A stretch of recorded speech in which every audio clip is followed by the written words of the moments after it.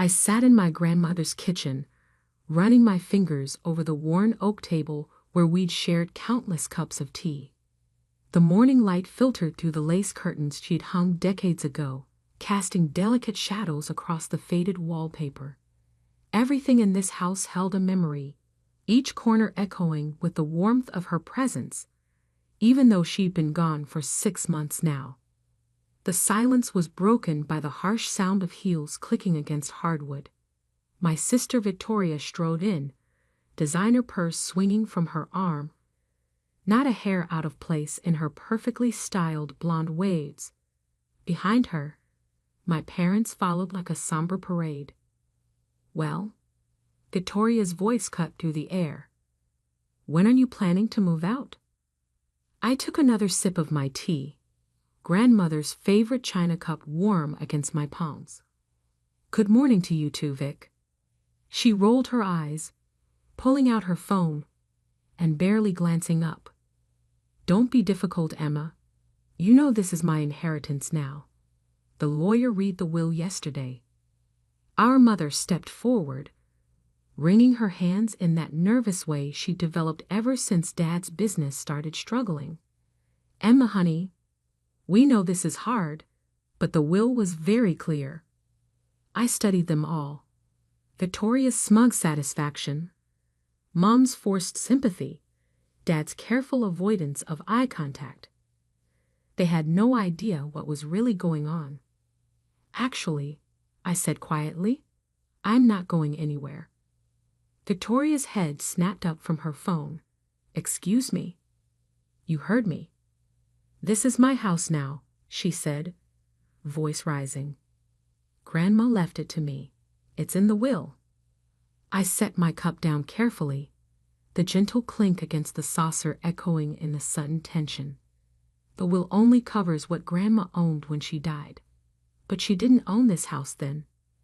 Dad finally spoke, his businessman's instincts kicking in. "What are you talking about?" I reached into my bag and pulled out a manila envelope, weathered and worn like I'd been carrying it for months. In truth, I'd only picked it up from my safety deposit box this morning. "Grandma sold me the house last year," I said, sliding the envelope across the table. "Full sale, properly registered. I have the deed right here." The color drained from Victoria's face. "You're lying." "Open it." Her hands shook as she snatched the envelope, nearly tearing it in her haste. The deed fell out, along with transfer documents, all properly notarized and filed. This can't be real," she stammered. "Oh, it's real," I said, standing slowly. "Grandma and I arranged it all last spring. She knew exactly what she was doing." Mom stepped forward, peering at the papers. "But how could you afford this?" I smiled faintly. "I've been saving since college. All those extra shifts at the hospital, the overtime you all mocked me for taking. Poor Emma, always working, no social life. Remember those comments, Vic?" Victoria's face had turned an interesting shade of red. "This isn't fair. I'm the one who deserves this house. I'm the successful one." "Successful?" I couldn't help but laugh. "You mean living off Dad's credit cards while pretending to run a fashion blog? At least I earned my own way." "Daddy," she shrieked, turning to our father. "Do something." Dad was still studying the documents, his face growing grimmer by the second. "These appear legitimate," he said slowly. "All the paperwork is in order." "I don't care." Victoria slammed her hand on the table, making the teacup rattle. "This is my inheritance. She can't just buy it out from under me." "Actually, I can." And I did. I pulled out my phone. "Now you have 2 choices. You can leave quietly, or I can call the police and have you removed for trespassing." "You wouldn't dare." I hit speed dial, holding her gaze as it rang on speaker. "Local police department. How can I help you?" Victoria lunged for my phone, but I stepped back quickly. Yes, hello. I'm the owner of 1542 Maple Grove Road. I have some people here who are refusing to leave my property. Emma, stop this. Mom pleaded. An officer will be dispatched to your location, the dispatcher said calmly. Thank you. I ended the call, looking at my family's shocked faces. You have about 10 minutes. Victoria's composure finally cracked. You little witch. You planned this all along. No, I said quietly. Grandma planned it. She knew exactly who you were, Vic. All those times you were too busy to visit, too important to help when she was sick. Who do you think took care of her? Who sat with her through chemo? Who drove her to every appointment? Tears were streaming down Victoria's face now, but they weren't tears of remorse. They were tears of rage. You'll regret this, she hissed. I'll fight it in court. The sound of sirens in the distance cut her off. Time's up, I said. You should go. Dad grabbed Victoria's arm. Come on. We need to talk to our lawyer first. They hurried out, Victoria still screaming threats over her shoulder. Mom lingered in the doorway, looking lost. Emma, please. We're family. Family? I shook my head. Family doesn't treat each other the way you all treated me. Grandma was the only one who saw me for who I really am. She's the only one who cared. The police car pulled up outside. Mom gave me one last pleading look before hurrying after the others. I watched through the window as they explained to the officers, gesturing wildly. The deed in Victoria's hand shook as she waved it around. The older officer reviewed the documents carefully, then approached the house. Mom, he said when I opened the door. I've reviewed the deed. It appears you're the legal owner of this property. Yes, I am. Would you like to press charges for trespassing? I looked past him to where my family stood, Victoria sobbing dramatically while Mom tried to comfort her. Not today, I said. Just make sure they leave. He nodded, understanding in his eyes. As he walked back to my family, I closed the door quietly. The house felt different now. Lighter somehow, like a weight had been lifted. I walked back to the kitchen and picked up Grandma's teacup, remembering the day she told me her plan. They think they know everything, she'd said, her voice weak, but her eyes sharp as ever. But you, my dear Emma, you have something they'll never understand. A heart that knows what really matters. I touched the worn edges of the deed. This house wasn't just property. It was Grandma's legacy, her way of finally setting things right. And I intended to honor that legacy. But this wasn't over. I knew my sister. Victoria wouldn't let go easily. She'd always gotten everything she wanted, one way or another. The deed was just the beginning. I pulled out my phone and called my lawyer. John? They just found out. Yes, exactly as we expected. Better get ready. I have a feeling we're going to be busy. As I hung up, a text from Victoria lit up my screen. This isn't over. You have no idea what's coming. I smiled, thinking of the other documents safely stored in my safety deposit box. No, Vic, I whispered. You have no idea what's coming. Because Grandma hadn't just left me the house. She'd left me something far more valuable. The truth about our family's fortune and Victoria's role in nearly destroying it. But that revelation could wait. For now, I had a house to redecorate. 3 days after the police incident, I was sorting through Grandma's old files in her study when my phone buzzed. A series of texts from unknown numbers flooded my screen. Friends of Victoria's, I assumed, sending threats and accusations. I blocked each one without reading them. Then came the email from our family lawyer, Marcus Bennett. Emergency family meeting requested. Tomorrow, 2 p.m. Attendance mandatory for will dispute. I leaned back in Grandma's leather chair, running my fingers over the carved wooden box she'd given me the night before she passed away. When the time comes, she'd whispered, this will protect you. I hadn't opened it yet. Something told me to wait for the right moment.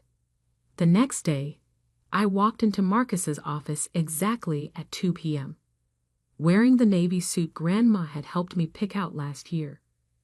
Victoria was already there, surrounded by 3 lawyers I didn't recognize. Mom and Dad sat in the corner, looking exhausted. You've got some nerve showing up, Victoria spat. I took a seat across from her. I was invited. Marcus cleared his throat. We're here because Ms. Victoria Anderson is contesting the property transfer of 1542 Maple Grove Road, claiming undue influence and potential manipulation of the deceased. I noticed Victoria's slight smirk. She thought she had me. Furthermore, one of her lawyers added, we have evidence suggesting Mrs. Eleanor Anderson was not of sound mind when this alleged sale took place. Now I understood their game. They were trying to invalidate the sale by claiming Grandma wasn't competent. I opened my briefcase calmly. Before we continue, I have something you should see. I pulled out a USB drive and handed it to Marcus. This contains video documentation of the sale, including Grandma's medical clearance from 3 separate doctors confirming her mental competency. Victoria's smirk faltered. There's more, I continued. Grandma knew you might try something like this, Victoria. That's why she recorded everything. Marcus plugged in the USB. The large screen on the wall flickered to life, showing Grandma sitting in her study, looking directly into the camera. If you're watching this, she began, it means Victoria is trying to contest my decision. I want to be very clear. I sold this house to Emma of my own free will, with full mental capacity. But more importantly, I need to explain why. Victoria shifted uncomfortably in her seat. 2 years ago, Grandma continued, I discovered something disturbing. Someone had been embezzling from the family foundation, the foundation I started to help children with cancer. At first, I couldn't believe who was responsible. The room went deadly quiet. Victoria, Grandma's voice cracked with emotion. I saw you transfer those funds. I watched you steal from sick children to fund your lifestyle. I have all the documentation, every transfer, every fake invoice. Victoria jumped to her feet. Turn it off. Sit down, Marcus ordered sharply. On screen, Grandma continued, I didn't report it because I wanted to protect our family from scandal. Instead, I found a way to make it right. I sold the house to Emma, the only one of my grandchildren who showed true compassion, and used that money to secretly repay everything Victoria had stolen. Dad's face had gone pale. Victoria, what did you do? She's lying. Victoria screamed. This is all lies. I pulled out another folder. Bank statements, transfer records, and your fake invoices.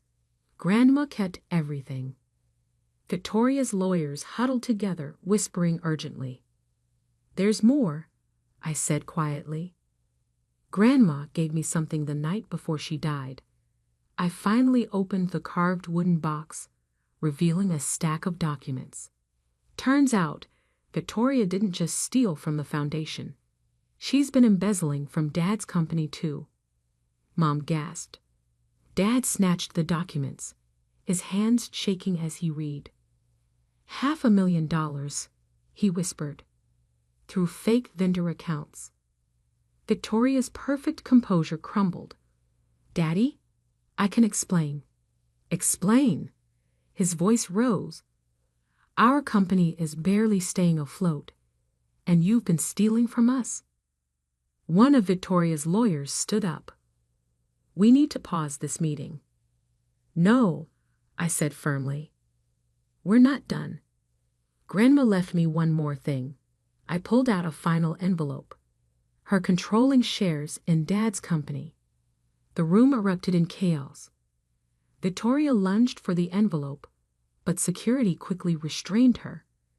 Her lawyers started packing their briefcases. Mom burst into tears. "Why?" Dad asked, looking broken. "Victoria, why would you do this?" "Because she could." I answered for her. "Because she always got away with everything, but not anymore." Marcus cleared his throat again. "Given this new evidence, I assume you'll be pressing charges." I looked at my sister, really looked at her.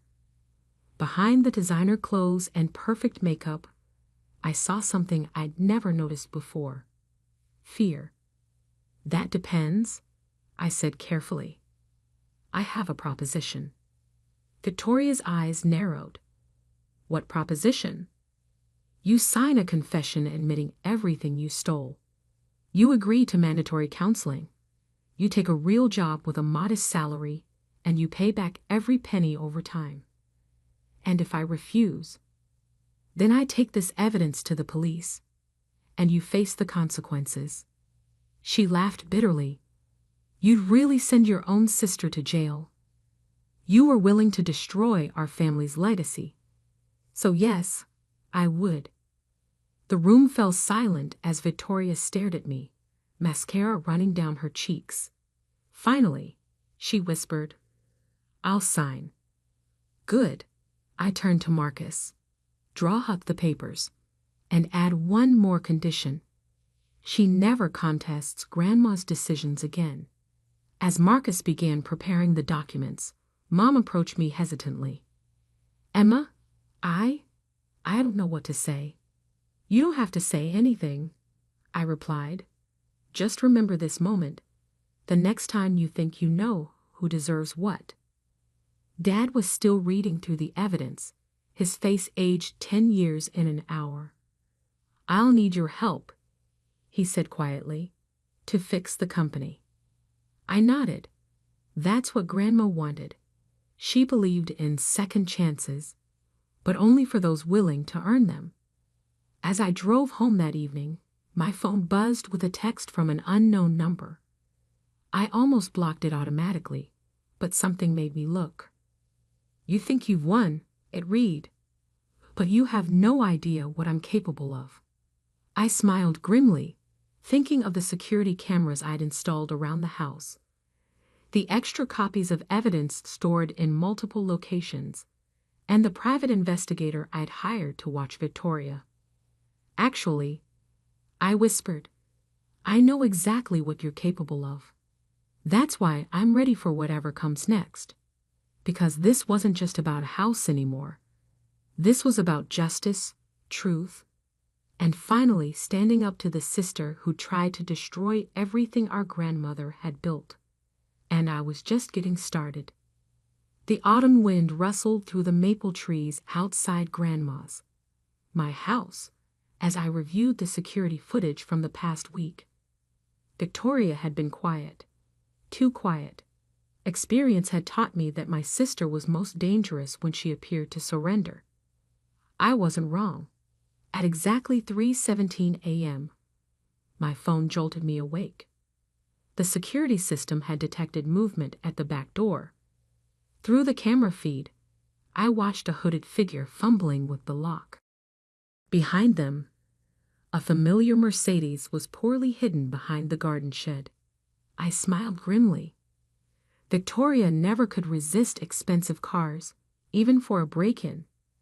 Instead of calling the police immediately, I waited. Grandma's final lesson was still unplayed, and timing was everything. The back door opened silently. I'd left it unlocked on purpose. I watched through the cameras as Victoria crept through the darkened house, heading straight for Grandma's study. She was looking for something specific. I stepped out of the shadows just as she was frantically searching through the desk drawers. Looking for this? I held up a small red leather diary. Grandma's private journal. Victoria spun around, pulling off her hood. Even in the dim light, I could see the desperation in her eyes. How did you know you'd come? I flicked on the lights. Because Grandma told me you would. She knew about the other diary too. Victoria's face went pale. What other diary? The one you forged. The one you're planning to use to prove Grandma was unstable when she sold me the house. I pulled out my phone, showing her the text messages I'd intercepted between her and a professional forger. Not very careful with your passwords, are you? She lunged for the diary, but I stepped back. Don't bother. This isn't even the real one. What? I pointed to the security camera in the corner, its red light blinking steadily. Everything you've done tonight has been recorded. Breaking and entering, attempted theft, conspiracy to commit fraud. Want me to go on? You set me up, she whispered. No, Victoria. You set yourself up, just like you have your entire life. I walked to Grandma's desk and pressed a hidden button under the drawer. A small panel in the wall slid open, revealing a safe. The real diary is in here, along with everything else Grandma wanted me to know. I turned to face my sister, including why she really chose me over you. Victoria sank into a chair, her designer clothes looking oddly out of place in the quiet dignity of Grandma's study. What are you talking about? I opened the safe and pulled out a sealed envelope. Grandma wrote this the day before she died. I was supposed to open it only if you tried something like this. With trembling fingers, I broke the seal and began to read. My dearest Emma, if you're reading this, it means Victoria has made her final move. I need you to understand why I chose you to carry on my legacy. Years ago, when I started the foundation, I had a dream of helping children fight cancer, just like I had to. Victoria saw it as a way to access money and power. But you, Emma, you saw the hearts behind the numbers. What Victoria never knew was that I was testing both of you. Every time she stole from the foundation, I watched how you worked extra shifts at the hospital to help those same children. When she faked invoices, you volunteered your weekends. When she bought designer clothes with stolen money, you wore second-hand scrubs and donated the difference to the cancer ward. I didn't just leave you the house, Emma. I left you everything. The foundation, the trust funds, the overseas accounts, all of it. Victoria's been searching for non-existent hidden millions, never realizing that true wealth isn't about money. It's about what you do with it. Take care of them, Emma, even Victoria. Not because she deserves it, but because compassion is the greatest power we have. All my love, Grandma. Victoria's mascara-stained tears left black trails down her cheeks. So there's no hidden money. There never was, I said quietly. But there was something more valuable, a chance to do the right thing. I walked to my sister and held out my hand. In it was a single key. What's this? She asked. A key to the small house on Cedar Street. The one Grandma used to rent out. It's yours if you want it. A fresh start. A real job. A chance to prove you can be better. She stared at the key like it might bite her. Why would you help me after everything I've done? Because that's what Grandma would have wanted. And because maybe, just maybe, it's time for both of us to heal. Victoria took the key, her hand shaking. I don't deserve this. No, you don't. But that's what grace is about. As dawn broke over the maple trees, Victoria and I sat in Grandma's kitchen, drinking tea from her old china cups. We didn't speak much, Some wounds need silence to heal. Finally, Victoria stood to leave. At the door, she turned back. I'm sorry, Emma, for everything. I know, I said. Now prove it. Weeks later, I stood in front of the Foundation's board of directors, presenting our new initiative, a program to help families affected by cancer rebuild their lives. In the back row, Victoria sat quietly in modest clothes, taking notes in her new role as program coordinator. She had a long way to go to earn trust back, but she was trying. Sometimes I caught glimpses of the sister I used to know, before money and jealousy poisoned her heart. As for me, I kept Grandma's china cups, her lace curtains, and most importantly, her belief that everyone deserves a chance at redemption. The house remained a home, not a trophy to be fought over.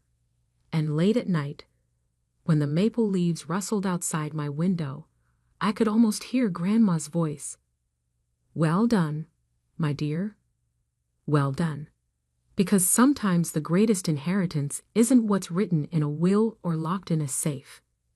Sometimes it's the wisdom to know when to fight, when to forgive, and when to offer a key to a new beginning, even to those who tried to lock you out.